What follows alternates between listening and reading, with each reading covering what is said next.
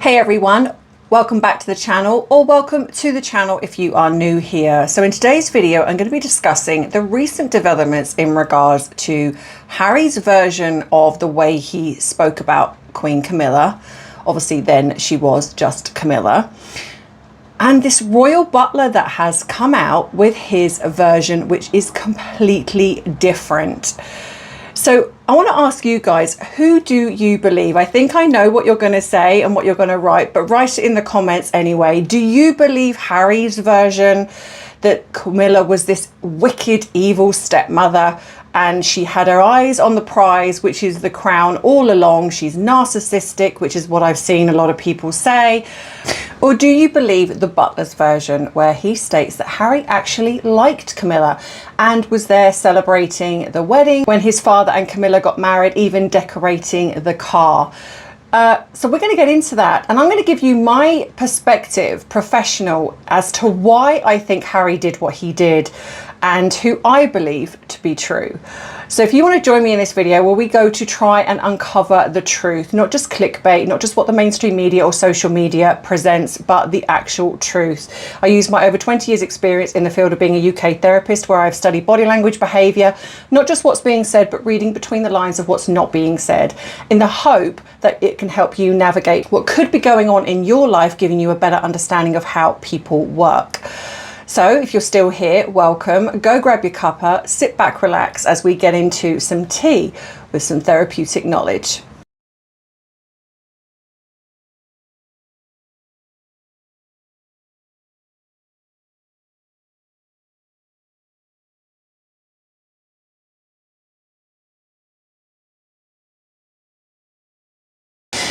So I'm sure most of you know by now that this ex-royal butler who used to work for King Charles has come out and spoken in regards to his confusion regarding the story in Harry's book Spare, especially around his family and mainly around Queen Camilla. Obviously she was Camilla back then.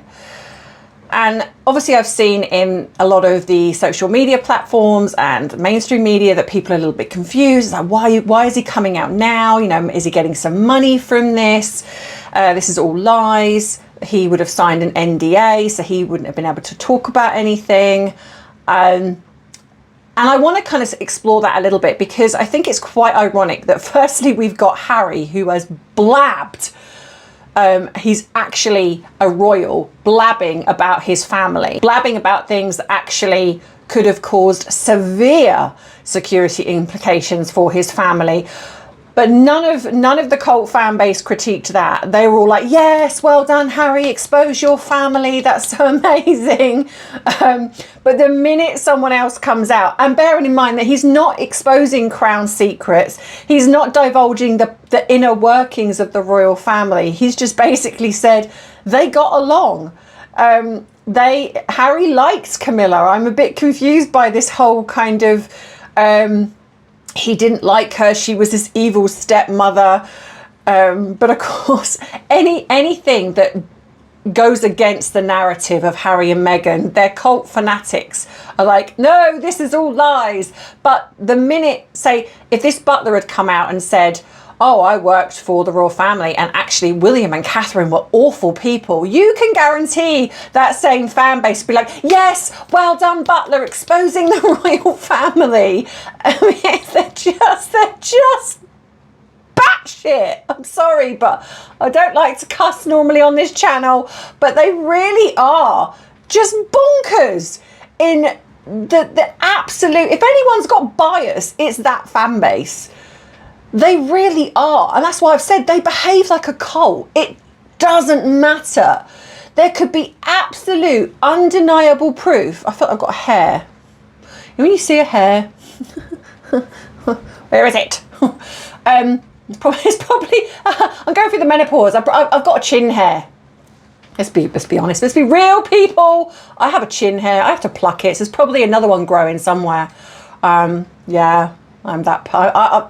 I've got, yeah, I think going through the menopause, I've got hairs coming out of where hairs I shouldn't be coming out of. But anyway, I digress. So yeah, so I think it just, they really are a cult, in my opinion. And anything that's positive for Harry and Meghan, they're like, yes, this is so amazing. Anything that's semi, they will try and twist, like the Netflix deal. This is absolutely a downgrade. This is absolutely a downgrade. It's a humiliation. But to them, they're like, see, Netflix still really like Harry and Meghan. They want to continue with them. It's like, oh, yeah, okay. So of course now this has come out, and of course they're going after the royal butler now. It's like, oh, he's all lies. It's all, you know, he's just after money.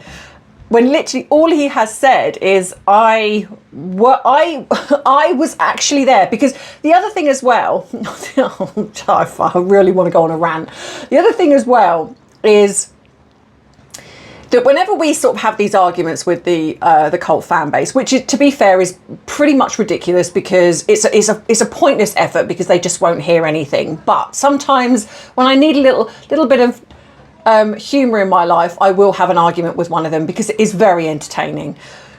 But one of the things they often say is, were you there? Were you there? Do you know? Well, here is a guy who was there, who was actually there working when Harry was there before Meghan. But that's still not good enough. That's still not good enough evidence. It's like you could literally, I honestly do believe that you could have video footage of Harry and Meghan doing something absolutely heinous. I mean, well, the Oprah interview was obviously clearly not bad enough, but something else, and they would still go, oh no, that's AI. It's not them doing it. It's AI. It's just unreal. So yes, anyway, this butler's come out and he's basically said Harry liked Camilla. And obviously one of the other things I've seen batted around, and I think I've even seen it in some of the comments here, where people have stated that they believe Camilla is a narcissist. And I understand, right, okay, here's the thing. I understand that some people have very, very strong opinions because of what happened with Princess Diana. I understand that people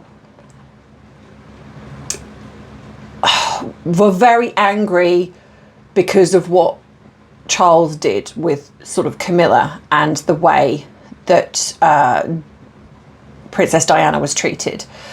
Now, I'm always going to be as neutral as I possibly can and state that that Princess Diana was not innocent. She was not innocent, but we have to bear in mind he was 32 and she was 18 when they got together. So we really do have to look at that. I mean, like I say, I'm never going to state that Diana was innocent, and I think as she grew up, matured, there was very much part of her that didn't, and so she played games, and I think the way that she leaned on Prince William was not healthy, in my opinion. So there were lots of things, but I understand that people have very strong feelings with regards to Prince Charles and Camilla's relationship back then.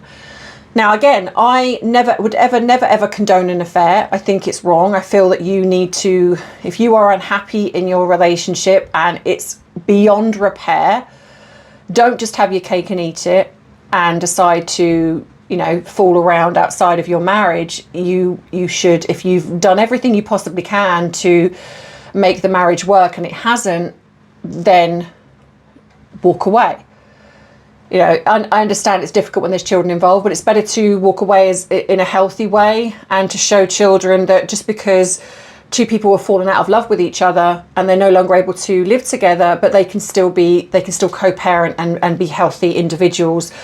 So I think that should have played out, but it didn't. And we obviously all know how it played out because we saw it in the mainstream media. So I'm never going to condone the affair.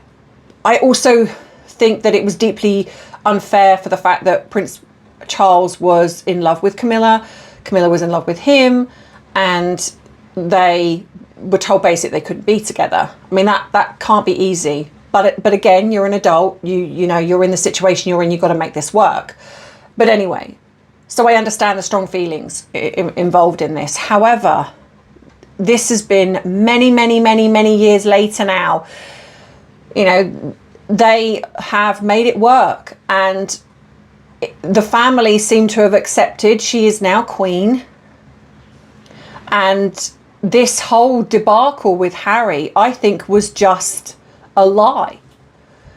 I think the plan was for Harry, I think his anger in the fact that his father shut the door on him, the fact that he withdrew monetary, because I think that's where it boils down. Harry, it wasn't so much being shut out from the family. I think Harry's a very selfish individual. I don't believe that he particularly cared about that to a point. I think his brother shutting the door on him hurt him, because I think he saw him and his brother as like they're together. Because for all intents and purposes, again, this Butler has stated that he was very close to William and Catherine. They were literally the three of them. They did a lot together, and especially when he was dating Chelsea Davy, they did a lot together. They were very, very close. And I've said before that I think Harry is one of these people that when he's around good people, he's a better person. When he's around not good people, he's not a good person. I think he's got it in him to, as we've seen, he's not a particularly nice person, but it does depend who he's around. It's like he molds himself on who he sort of consorts with, if you like. So I think that his brother turning his back on him, quite rightly so, given but I think when he walked away, I think he probably thought his brother was going to support him a lot more. I think he probably thought his brother was going to be on his side, but his brother has basically gone, well, no. So Harry has acted out like he is. He's very immature. I think he has arrested development. So he's acted out. And I think one of the things was when his father cut him off financially and the security. Those are the two things I think that really, really bothered him. I also think that he honestly believed that he would get more support from his family with regards to Meghan. I've said before that I don't believe that those two are harmonious together. I think that they've had issues in their relationship, and I do think that Harry wants out. But unfortunately, given the nature of Meghan being a malignant narcissist, she's never going to let him go without there being something in place that satisfies her, whether it be a huge monetary divorce settlement or whatever it is. And I have a feeling the royal family have said no. And so Harry, as soon as he gets told no, he's angry. So what he does then is he reacts, and he's hurtful. And I honestly do believe that Harry thinks his father is weak. I don't think he is as weak as what people think he is, but I think that Harry thinks he's very, very weak. He takes perhaps the love and the guilt that he possibly feels in regards to Diana, and he uses that. Because I think that's probably what a lot of this is. I think his father feels very guilty about what happened with his mother. So that probably plays out a lot in the way he lets Harry get away with things. I think Camilla is a very strong force to be reckoned with, but I think she's a very silent, strong force. So I think that she is that calm to King Charles's emotional outbursts, if you like. And so he probably sees Camilla as she's the reason stopping him from getting to his father. And I think he probably thinks that about his brother too.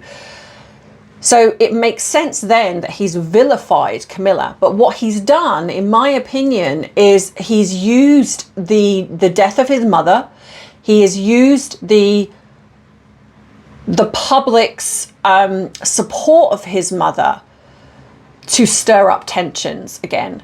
So by vilifying Camilla, saying that this was her plan all along, she had a game, she was playing the long game, that basically says that she purposely did what she did, and it was partly her fault in regards to his mother.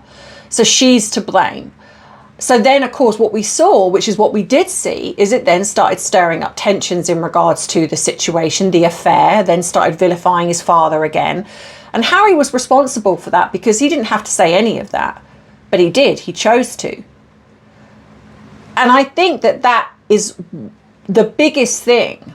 I mean, now we're hearing this from this royal butler. This makes perfect sense to me that this is what Harry's done. And this is why his father is so, so hurt. And I think that what he's done to Camilla, I don't feel that Camilla will ever forgive him. And if you've ever been in a situation in your family where, say, somebody has done something to a member of your family, that member of the family might want to forgive them. But if their partner, because if it's about their partner, that partner's just like, absolutely not. You will then side with your partner generally, because at the end of the day, they weren't at fault. And if their feelings are so strong that they're like, I don't want them back, and if they come back, we're going to have a problem. You know, your possible thought is, well, okay, you know, they did do this. I mean, it's different, I think, if they didn't do anything wrong, but Harry did do something wrong. And not only did he do something wrong, he did something so egregious because he did it publicly. He let it play out in the public domain, and he watched as his mother-in-law got then, and his father then got hauled through the press again, along with his grandmother. You know, let's not forget that he did this to his grandmother. He did this to his grandfather. All of these things were played out in the public arena. You know, to the point where William's getting asked, you know, are you a racist family? And he's like, absolutely not. And then, of course, then Harry starts to backtrack, realizing, you know, a couple of years later, after the damage has been done, then it becomes, well, no, I never really said that. It was the press that said it was racism. But when you actually then track it back to the Oprah interview, no, it was absolutely there in the interview. So Harry just reacts and says things, and I think that this was part of the plan to, and I do believe that Meghan is also behind this. I think that there's definitely, especially in the beginning, maybe not so much now, but in the beginning, I definitely think there's conversations they've had where they're like, we know we need to undermine your family. We need to get the public to, because the more they dislike your family, the more they will accept us. And I think that's the plan. Whether the bigger plan was, if we undermine them enough, if we attack them enough, then maybe William and Catherine will abdicate, or maybe they will disband the royal family altogether because they will be so hated. Not really thinking about the concept of that if the royal family is disbanded, then that just takes Harry to being just Harry and Meghan again. The titles will go, everything will go. I mean, all right, they won't be working class, but they still won't have the titles to grift off, the royal family to grift off. So I don't necessarily think it was more to do with let's disband the royal family. It was almost to curry favour to them. And I think part of that was because they wanted the Commonwealth. I think that they genuinely felt that if they could create as much kind of discord within the royal family and the Commonwealth, that they would start pulling away, and potentially, maybe in their distorted mind, think that they would want Harry and Meghan in place of the royal family. And so I think that all of these things were playing out, and this is what Harry has done. He has basically created this lie, this story. And so then you then say, well, if you've lied so massively about that, what else have you lied about? It stands to reason, doesn't it? You know, if you're capable of lying to that extent, especially knowing that the royal family are not going to come out and say, well, this is absolutely not true, and here's the reason why, and here's this, and this. They don't do that. And Harry and Meghan know that. So it's almost like they're, you know, when it's like when you're talking about somebody that's passed away, you're vilifying somebody that's passed away. They can't fight for their corner. They can't come back and go, well, actually, that's not true. In a way, it's a similar thing because the royal family don't discuss things publicly.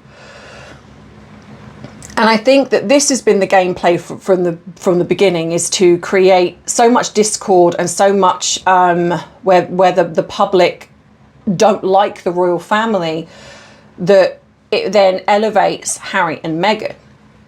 But the difference is, unfortunately, is I think by the royal family doing nothing, well, on the surface doing nothing, I don't know what they're doing behind closed doors, has actually backfired.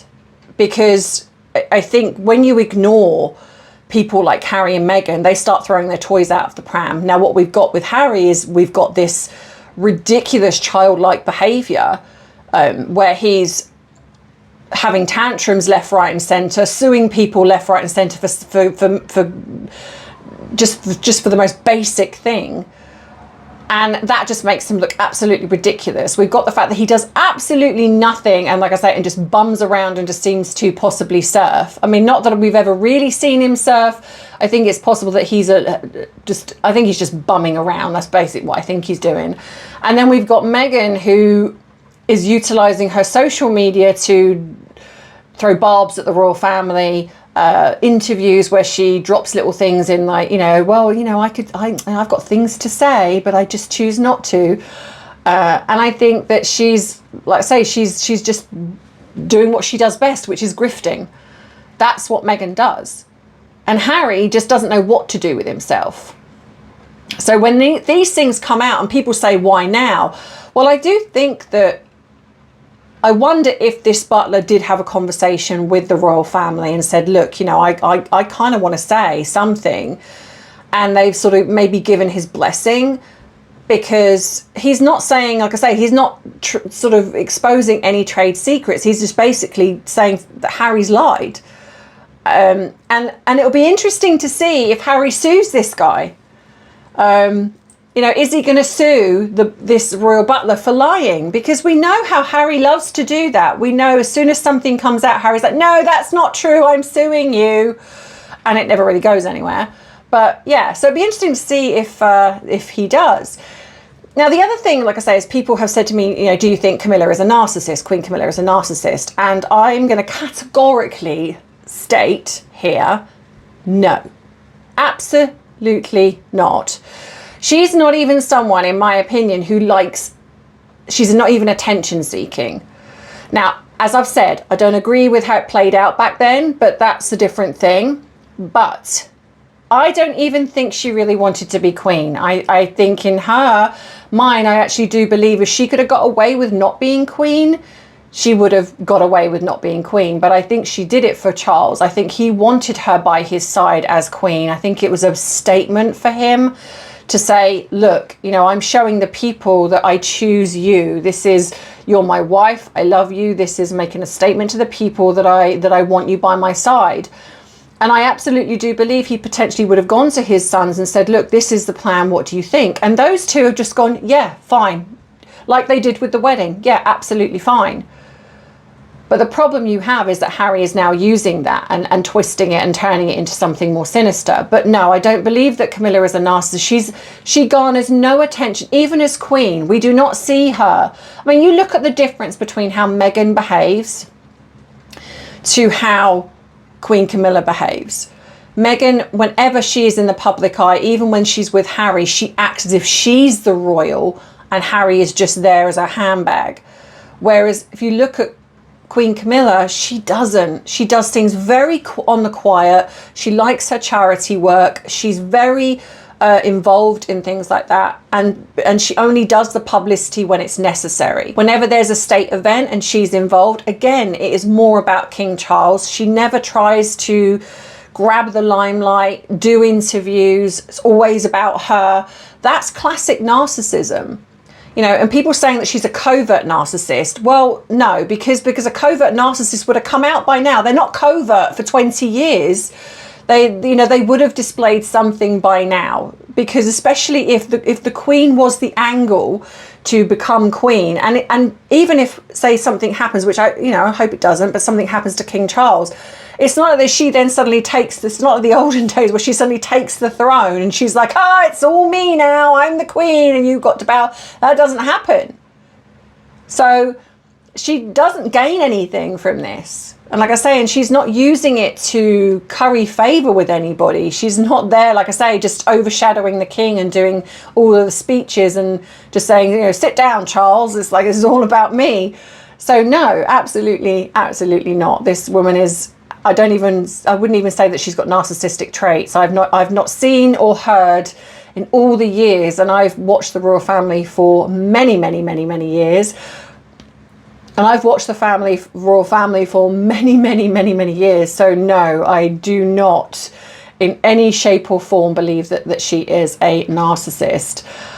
So yes, but I'd be interested to, you know, for your thoughts. What do you think and feel? I mean, do you agree in the fact that the way I've said that I think that what Harry is, that his plan was? Well, I mean, him and Meghan, I think that this was the plan. I think it's backfired. But I do think that was the plan, in trying to undermine the royal family and create favour towards them. And I do think possibly the goal was the Commonwealth. The other thing I will quickly say is, do I think Meghan was a plant? No. No. it's just that's just too ludicrous for me. I mean, don't get me wrong, I believe that they're capable of some heinous things, and I do think they've done some heinous things. Do I think that she was planted into the royal family?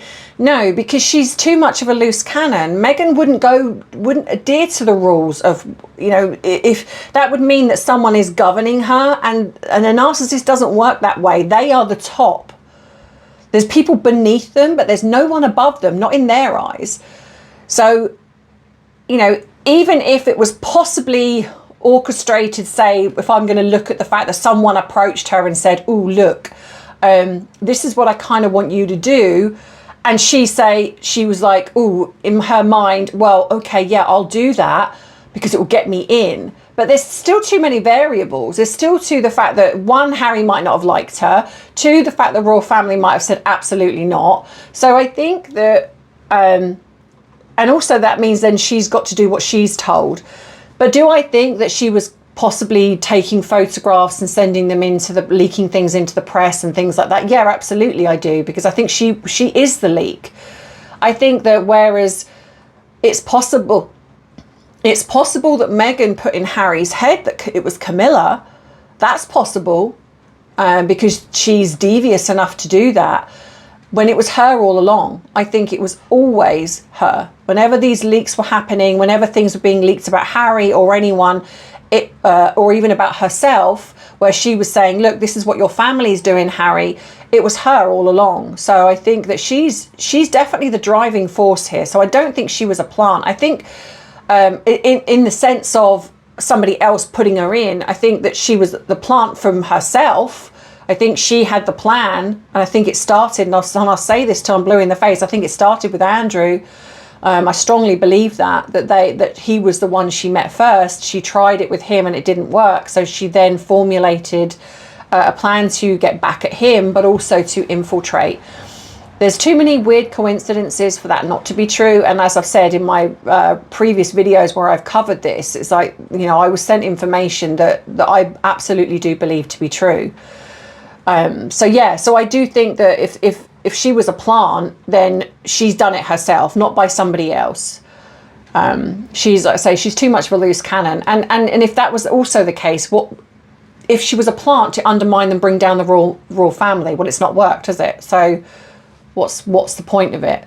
There would have been, if these are powerful people at play here, then why haven't they done something that's created the royal family to go under? They haven't. The royal family is very strong still. So yeah, I think she's just an opportunist, a grifter. I think it's it's no deeper than that. And she happened to find one royal that was suckered in by her, and I think she was able to groom him very quickly, infiltrate very quickly. I think, like I've said before, I think she used a fake pregnancy potentially to get in. And yeah, so I think that there's other factors involved, but no, I don't believe that she was planted in by somebody. I mean, I do think that she runs in the circles with quite unscrupulous people, but yeah, but that's now. I don't think that was back then. She wasn't important enough back then. She needed to get herself to be important, which is why she did what she did. So yeah, so that's just my thoughts and opinions. And again, it's okay if you disagree. You know, that's the point of this, isn't it? It's this, you know, I'm not, when I do these videos, I'm not pretending that I'm absolutely 100% right. You know, I've never said that. And there are times when I'm wrong, you know, and I will fully admit that. But this, you know, I don't believe that I'm wrong. But if evidence comes up to the contrary, then I will say, yeah, I was wrong. So, but let me know your thoughts and opinions. Don't forget to like the video, subscribe if you haven't already, so help me hit my goal by 100,000 subscribers by the end of this year. I'm now over the 95k mark, so thank you so much for everybody who is joining. Please check your subscription, because I do have emails from people stating they are being unsubscribed from my channel. So please periodically go in and check your subscription to make you're still here, and also to make sure you click all on the notification bell so you don't miss the uploads. As you know, all the links and everything for what you might need are in the description box below, whether it's to buy me a coffee, whether it's to become a member, super chat, my Amazon wish list, my PO box if you want to write to me, all of those things, they are all below. So please make sure that you click on those if you need any of them. Also, don't forget to head to my Bite-Sized Tea channel, as I will be doing more videos over there in the coming weeks. But that being said, well, that's kind of it. I am considering doing a live on the weekend, possibly Saturday. So yeah, depending on how things go, how the weather is, how I'm feeling. So, but I will let you know if that's gonna be happening. So yeah, that's it. So as always, I hope you have a great rest of the week. And as you know, I love you, I appreciate you, but most of all, I respect you. Take care. Bye-bye.